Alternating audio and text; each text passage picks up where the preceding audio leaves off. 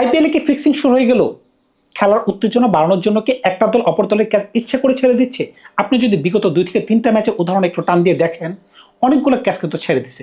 আরসিবির মধ্যমণি বিরাট কোহলি ক্যাচ যদি আপনি 0 রানে ছেড়ে দেন আর তিনি যদি 80 উপর রান করতে পারেন, সুতরাং বুঝতেই পারতেছেন এখানে কিন্তু গন্ধ পাওয়া যায়। এছাড়া সর্বোচ্চ যে রান চেজ হয়েছে 265 রান পাঞ্জাবের সাথে যে একটা খেলা গেল দিল্লি, ওই দিন কিন্তু দিল্লির মধ্যমণি কেএল রাহুলের ক্যাচ কিন্তু 2বার ছাড়া হয়েছে, তিনি কিন্তু 152 করতে পারছেন।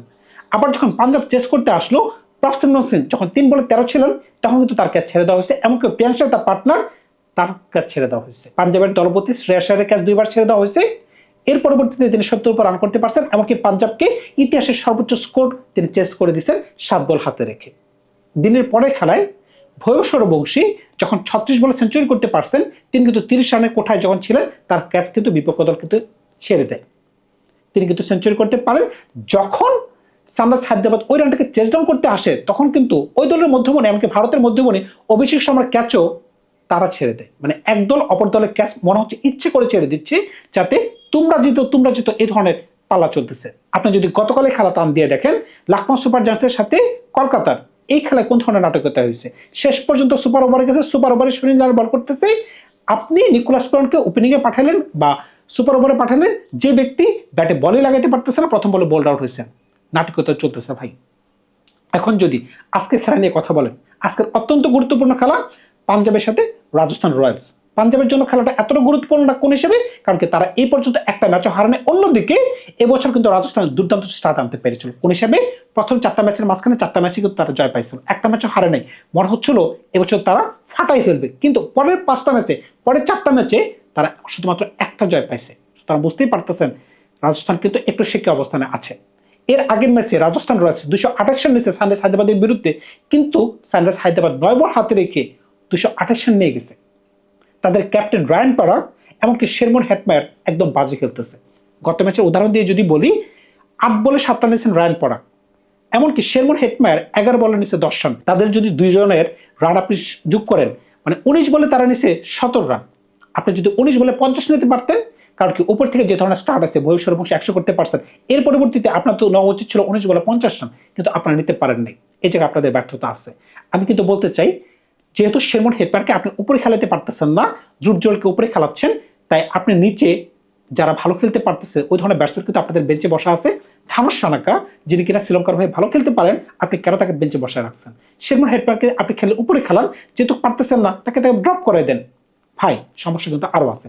রায়ান পরাগের ক্যাপ্টেন্সি দেখলে আমার হাসি পাচ্ছে, কারণটা কি, রায়ান পরাগের ক্যাপ্টেন্সি জাতও না। তিনি ওই দিন যে একটা সিদ্ধান্ত নিয়েছেন, 8জন বলারকে দিয়ে বল করাইছেন সানরাইজ হায়দ্রাবাদের বিরুদ্ধে। 8জন বলার, ক্যান ইউ ইমাজিন দ্যাট? 8জনের মাঝখানে তিনি নিজে বল করছেন, ডেভন ফেরারকে দিয়ে বল করাইছেন, রবি বিষ্ণু একটা ওভার করছেন, এমনকি রবীন্দ্র জাদেজা এক ওভার করছেন। আমি একটা জিনিস মানি যে রবি বিষ্ণু একটা কাজ ভুল করছেন। কি কাজ ভুল করছেন? এক ওভারের মাঝখানে তিনি 5টা গুগলি করছেন। এটা কিন্তু প্রেডিক্টেবল হয়ে গেছে, একটা ওভারের মাঝখানে 5টা গুগলি কিন্তু কখনোই করা যায় না, এটা মানায় না। কিন্তু রবীন্দ্র জাদেজার কি সমস্যা? রবীন্দ্র জাদেজা প্রথম 5 বলে মাঝখানে দিয়েছেন 4 রান, পঞ্চম বলটা আবার ওয়াইড হয়ে গেছে, ষষ্ঠ বলটা একটা ওয়াইড হয়েছে, কিন্তু লাস্ট বলে হেনরি ক্লাসেন একটা ছক্কা মেরে দিয়েছেন, সর্বমোট 11 রান খাইছেন। 11 রান খাওয়ার পরে তিনি কি কারণে তাকে আর বল দিলেন না, এই প্রশ্নের উত্তর কিন্তু আমি খুঁজে পাচ্ছি না ভাই।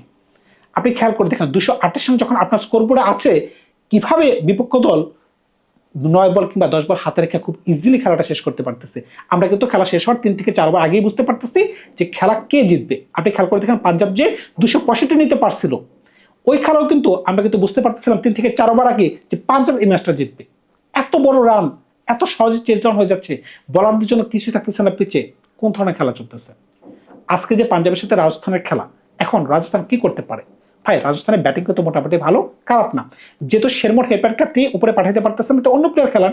আদারওয়াইজ শেরমন হেটমায়ারকে 3 নম্বর পজিশনে পাঠান, এই তো পরিবর্তন। এছাড়া অন্য কোনো পরিবর্তন তো আপনি রাজস্থান দলই করতে পারতেছে না।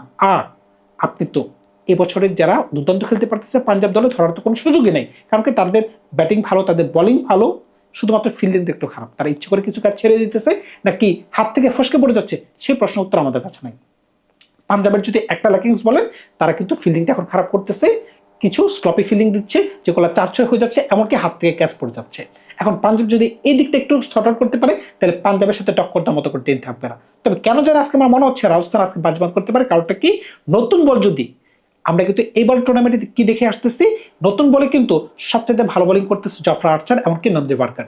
তারা এই দুজন যদি ভালো বোলিং করতে পারে, হয়তোবা আজকে পাঞ্জাবের উপর থেকে যদি 3-4টা উইকেট তারা টপ টপ করে ফেলে দিতে পারে, যদি কোনো কারণে পাঞ্জাবকে আজকে চাপে ফেলানো যায়। আদারওয়াইজ অন্য কোনো পদ্ধতিই নাই যে এই দলটাকে আপনি চাপে ফেলাবেন, কারণ কি 8 নম্বর পর্যন্ত তাদের ব্যাটিং আছে, এমনকি 6 থেকে 12 নম্বর পর্যন্ত তাদের বোলিং আছে, 6 থেকে 7 জন বোলিং অপশন রয়েছে, এমনকি 8 নম্বর পর্যন্ত ব্যাটিং আছে। পাঞ্জাবের কথা বলতেছি। তাহলে আপনি এই দলটাকে কিভাবে টক্কর দিবেন? আপনি যদি খেয়াল করে দেখেন, উপরে প্রভসিমরন সিং, প্রায়াংশ আয়ার, 3 নম্বরে কপার কুনলি, 4 নম্বরে তাদের ক্যাপ্টেন শ্রেয়াস আয়ার, 5 নম্বরে নেহাল বেদারা, 6 নম্বরে শশাঙ্ক সিং, 7 নম্বরে মার্কো ইয়ানসেন, মার্কো স্টয়নিস, 8 নম্বরে মার্কো ইয়ানসেন। উপর নিচে আপনি করতে পারতেছেন। 9, 10, 11তে আপনি এক্সার বার্টলেট, আশদীপ সিং, চাহাল, বিজয় কুমার বৈশাখ হচ্ছে ইম্প্যাক্ট সাব। বুঝতে পারতেছেন দলটা কি পরিমাণ স্ট্রং। অন্যদিকে রাজস্থান টিমটা যে আপনি ছোট বলবেন কোনো সুযোগ নেই। আপনি খেয়াল করে দেখেন, ভুবনেশ্বর বংশী যে কিনা 36 বলে সেঞ্চুরি করতে পারতেছেন, আপনি কিভাবে খারাপ বলতে পারতেছেন? এমনকি জয়সওয়াল ভালো খেলতে পারতেছেন, ধ্রুব জুরেল ভালো খেলতে পারতেছেন, কিন্তু 4 নম্বর পজিশনে ক্যাপ্টেন তিনি ভালো ছন্দে নেই, 8 ম্যাচে 88 রান। ভাই এটা মানায় না।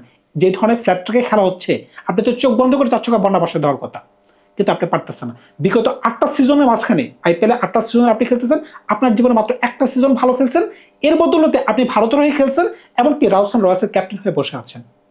নেপোটিজম চলতেছে আপনাকে নিয়ে, এ কথা বললাম না। 5 নম্বর পজিশনে ডেভন ফেরারা খেলতে পারতেছেন, 6 নম্বরে শেরমন হেটম্যার, 7 নম্বরে রবীন্দ্র জাদেজা। এখন যদি শেরমন হেটম্যার যদি ভালো খেলতে না পারেন, আমার যেটা মতামত, থানা সরকারকে দলের মাঝখানে ঠোকান। কিন্তু তাদের বোলিং কিন্তু ভালো, আপনি খেয়াল করে দেখেন, যেখানে Jofra Archer, Nandre Burger, Sandeep Sharma আছেন, তুষার দেশপান্ডে আছেন, ব্রিজেশ শর্মা রয়েছেন, এমনকি রবি বিষ্ণু রয়েছেন, রবীন্দ্র জাদেজা রয়েছেন, তারা কিন্তু মোটামুটি ভালো বোলিং করতে পারতেছেন। তো এরকম একটা অবস্থায় দল কিন্তু মোটামুটি সেটেল, দলের মাঝখানে পরিবর্তনের কোনো সুযোগ নেই। এখন যদি তারা কিছু চালে যদি এইবার একটু বাজিমাত করতে পারে, তারা হয়তো বা আজকের খেলায় রাজস্থান রয়্যালস পাঞ্জাবকে ধরাশায়িত করতে পারে। কোন অ্যাঙ্গেলে?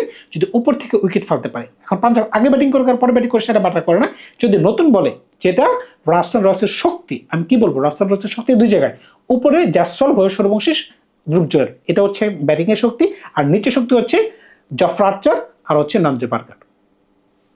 এই 5 জন হচ্ছে তাদের মেন প্লেয়ার। বিশেষ করে জফরা আর্চার যদি নতুন বলে ওরাই ফেলতে পারে 2-3টা উইকেট, তখন কিন্তু আজকের খেলার রেজাল্ট কিন্তু অন্য ধরনের হলেও হতে পারে। টুর্নামেন্টের প্রথম পরাজয়ের স্বাদ কিন্তু আজকের ম্যাচ যদি পায় পাঞ্জাব, কিন্তু পাইলেও পাইতে পারে। কারণ কি, আপনি কয় ম্যাচ জিতবেন, একটা সময় তো আপনাকে হারতে হবে। হয়তোবা আজকেই সেদিন যেটার জন্য সবাই অপেক্ষা করতেছে, পাঞ্জাব কবে হারবে। আদারওয়াইজ সবাই কিন্তু চায় পাঞ্জাব জিতুক। কারণটা কি, পাঞ্জাব বিগত 18 বছর ধরে যে ধরনের ছলনার শিকার হয়েছে প্লেয়ার দ্বারা, কোচের দ্বারা, সেটা তারা বুঝতেই পারতেছেন। সবাই কিন্তু মনে প্রাণে চায় যে পাঞ্জাব এবছর ভালো কিছু করুক, কিন্তু ভালো কিছু করতে গেলে তাদের ভালো করেই খেলতে হবে। এখন পর্যন্ত যেরকম খেলা হয়েছে, ওদের ভবিষ্যতে খেলাগুলো অন্যরকম হলেও হতে পারে। কারণ কি, এখন পর্যন্ত কিন্তু সবাই কিন্তু বুঝে গেছে পাঞ্জাবের শক্তি কোন জায়গায়, দুর্বলতা কোন জায়গায়। এখন যদি দুর্বল দিকে যদি অ্যাটাক করা যায়, তখনই কিন্তু আপনি ভালো কিছু করতে পারবেন। ধন্যবাদ সবাইকে। ভালো থাকবেন। আপনারা নতুন করে কল্পনা খুব শীঘ্রই হাজির হবো আপনাদের সাথে।